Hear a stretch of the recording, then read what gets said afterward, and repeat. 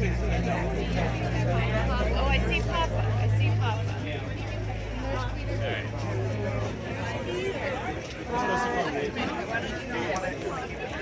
Sam.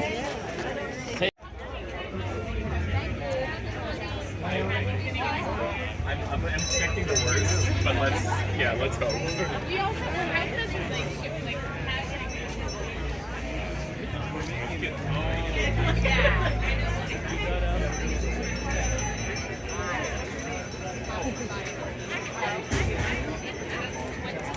Hi, Gabel. Hi. Go over there. Over there. Around it, and over the tomatillo.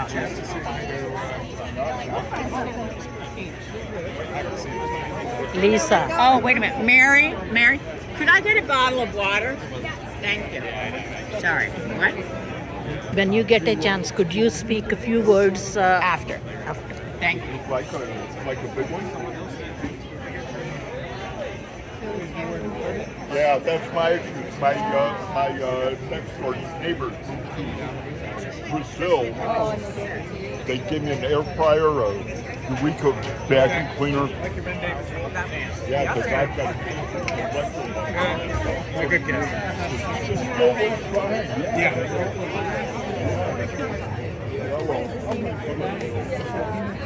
Yeah. I don't think it sounds very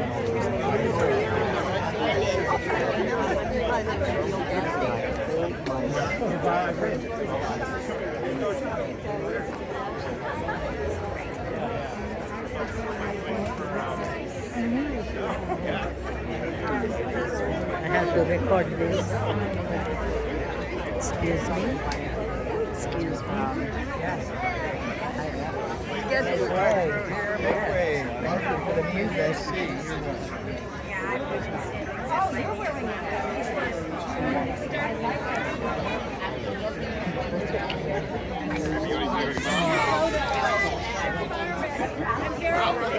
It's quite the crowd. It's a dedication to the guys.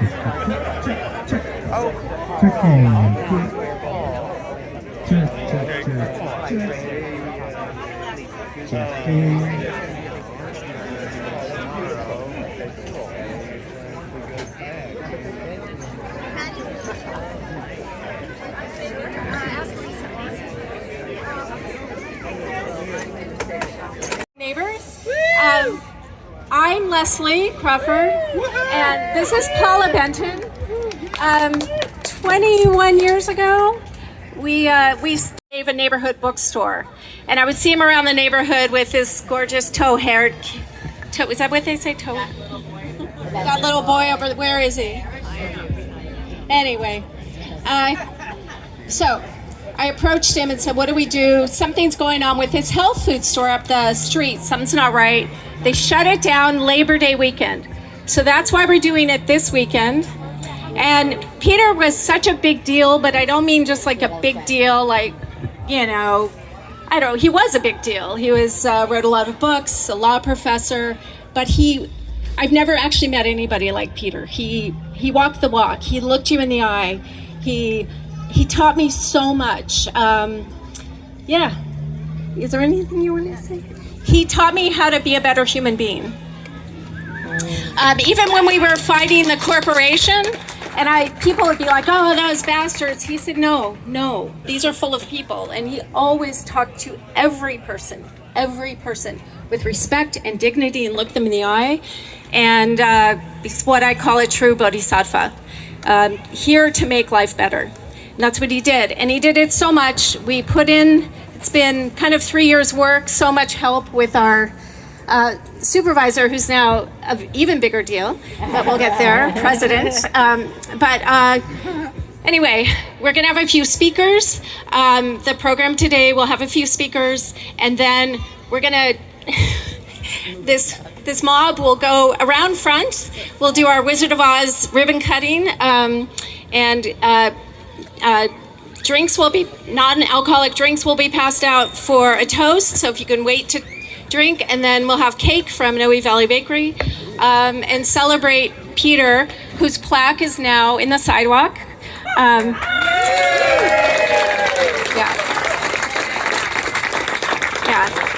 So, okay, I'm going to stop talking. Did you want to say anything, Paula? But Paula, it was Paula, me, Peter, and then a lot of other good neighbors who helped make this market happen. And then people like actually specifically Todd David and Chris Keene, who then helped make this into the town square it is today.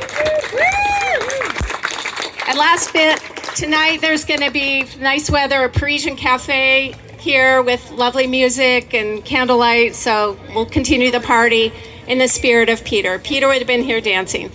Okay. Exactly. All right. So now I'm going to pass the mic over to President, Supervisor Mandelman. Extremely important.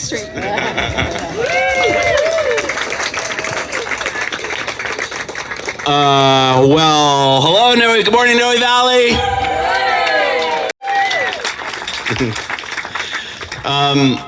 Like so many of the great things that have happened in this town square, farmers market, the square itself, the project of getting this plaque only happened because neighbors were willing to go through too much to make it happen. And I want to thank and credit Lisa Jakes, of course, Leslie Crawford, who makes so much magic happen in this town square. The folks at Public Works, who I understand did an amazing job on Thursday, was it? Or Wednesday? And throughout the week, but it took, I think, 2.5 years to get this done. I was looking back. I did the resolution authorizing this back in like March of last year. So it's like these things take a long time. They're hard, and Lisa and Leslie and others who are working on this got it done. And Calvin Ho in my lot, and Adam Tongsavat, and Bradley Phelps, and a long line of legislative aides. Yeah, so lots happened. I can't think of anyone who deserves this plaque more than Peter Gabel in this neighborhood. For as long as I, have known about Noe Valley or been part of Noe Valley, there's a strain in this neighborhood that is deeply and powerfully and completely committed to social and economic justice. And I remember, 25 years ago, as I was first starting to pay attention to San Francisco politics, I think Peter and a motley crew of other folks had started Noe Valleyans for community and social justice. And they met maybe at the ministry and just plotted how to make Noe Valley a hotbed of civic activism, which in many ways it was. And whether, Peter was part of conversations and struggles that were international and national, but at the neighborhood level, if you were a representative of this neighborhood, you would benefit from getting frequent calls from Peter Gabel with ideas or problems or things that the neighborhood could be part of solving. And he wanted to bring people together. He wanted to have Noe Valley connected to the mission, connected to the Bayview, that we're all part of one city. And that was his, beautiful, beautiful vision. And Peter was just an extraordinary person.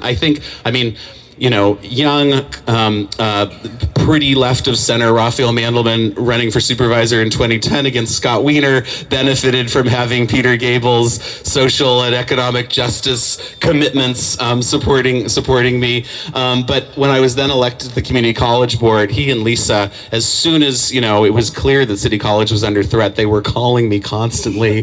They were working all of their connections and getting me connected to Nancy Pelosi's office, and I remember meetings that we had with Pelosi herself to save City College. So, you could go through a list of and we did save City College, and City College is free for San Franciscans, and I was just at an opening for a new student success building out there. And so that's another part of Peter's legacy, and I could just go on and on and on about all the ways that Peter has made the world better and our little chunk of the world better. But Peter deserves this plaque, and it's an honor to be here, and it's an honor to have helped out in my small way.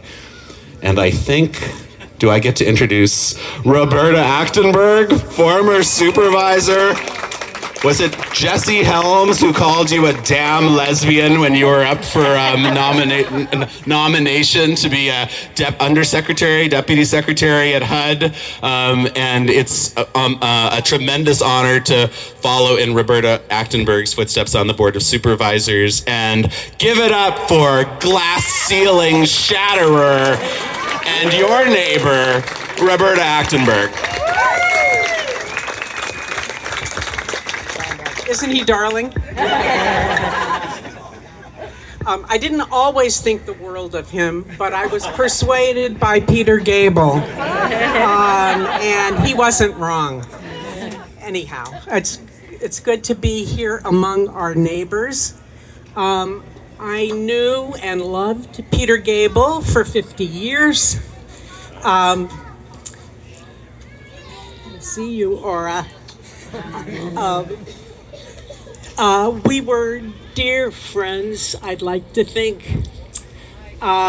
We fought together so many great struggles. We were friends and comrades, and we genuinely liked each other. And Peter's genuine self always came through in every one of his interactions. He was one of the few people who was active in politics and completely positive and personable and hopeful and not naive, but always insisting on what was right and good for people. I had never met and have not met anyone since quite like him. We were neighbors, and in fact, I like to think I'm responsible for him being a Noe Valley neighbor, because he and I owned a house over on Jersey Street some 50 years ago. So that started his neighborhood saga.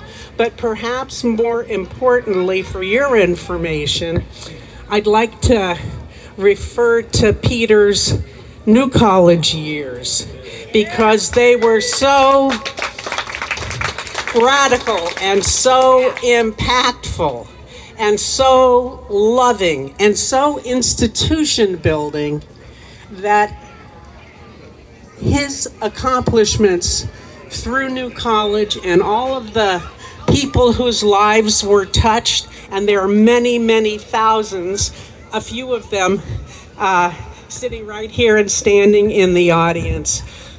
Peter's politics were amazing. He didn't just think great thoughts, although he did. He didn't just write great missives, although he did. He wasn't just a great teacher, although he was and is to this day. I can't think of a time I don't think about Peter, and particularly in difficult times like we're in right now.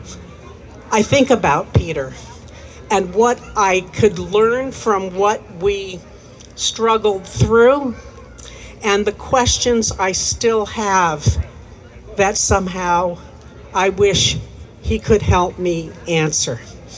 To Lisa and Sam, I just want to say from the bottom of my heart, I miss Peter very, very much. And his legacy lives on in everything positive that all of his neighbors do.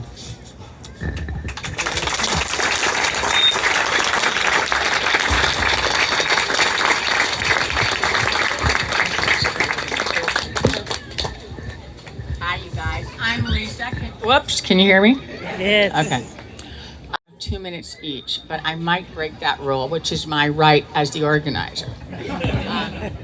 I want to start out by thanking the people and the organizations who made the plaque a reality. Hey, Anand. I'd like to see all this union representation in here. Let's hear it. Woo! Yeah. All right.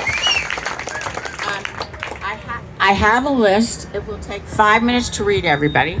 But I just want to say first, before we talk about people who helped make the plaque reality, I have yet to had an opportunity to thank publicly Peter's and my friends and neighbors, who were standing over here a minute ago, Jorge and Maria Luz. ¿Dónde? Okay.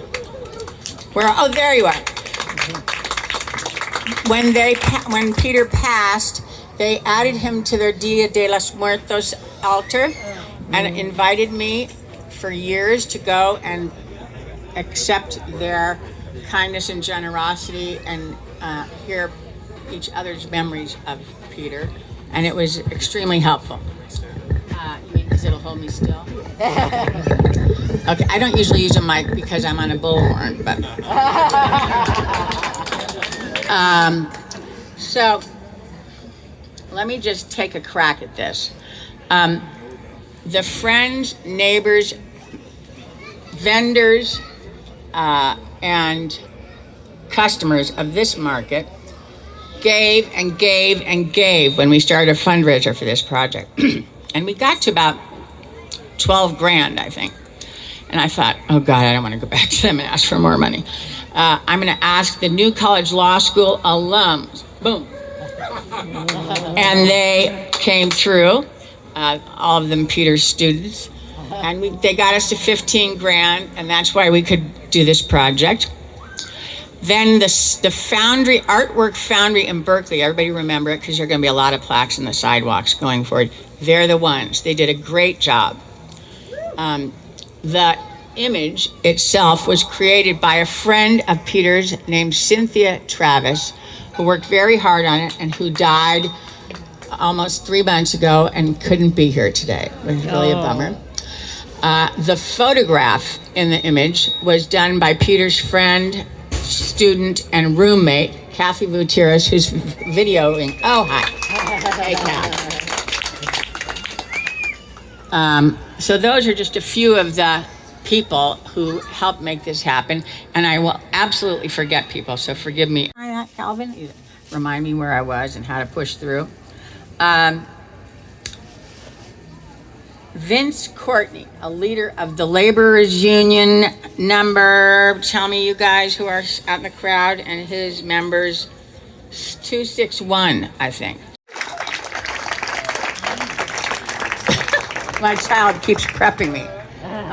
JT, as in just terrific, Ford, and Leroy Curley.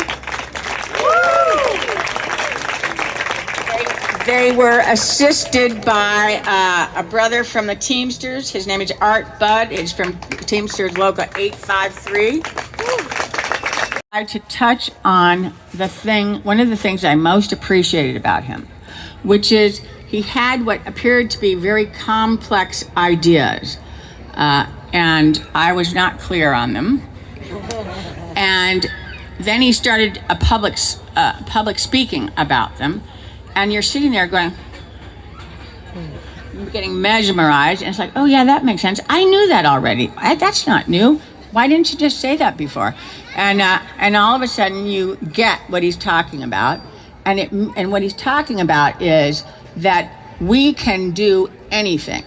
We can do anything. We can save a bookstore. We can fight a union-busting health food store. We can create a beautiful farmer's market, and we can use the same skills to organize to end a dictatorship and to build the world we want. Yay.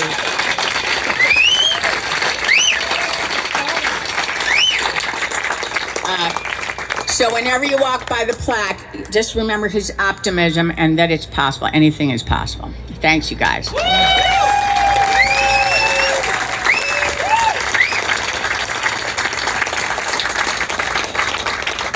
So now if you will peacefully go down that way to the sidewalk and not go through the what do you call that? Stations? How do you call that? Stanchions, which is a word I never knew before this project. Didn't know what a paver was, and a bunch of other stuff. But, and AutoCAD. So yeah, you go down and we'll party. And don't forget to buy vegetables and fruit.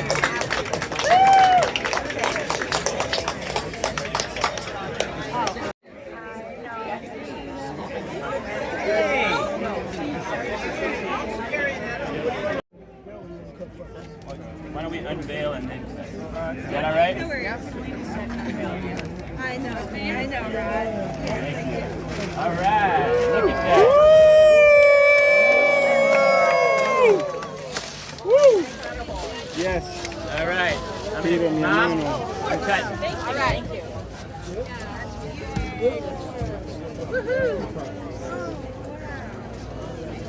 San Gabel.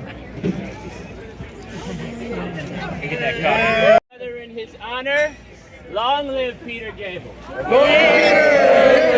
Dios lo bendiga, mi hermano. Love you, Peter. Just in peace, man. Love you, Peter. Love you, Peter. Cheers, brother. Cheers.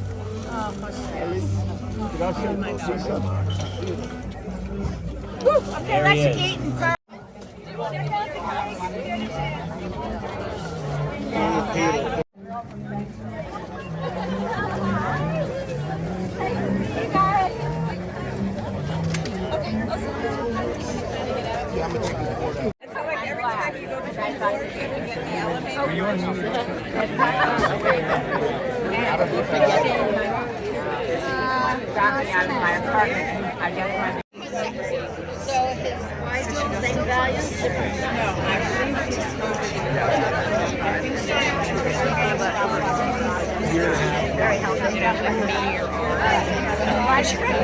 I already helped you. I was 6 a.m. every day.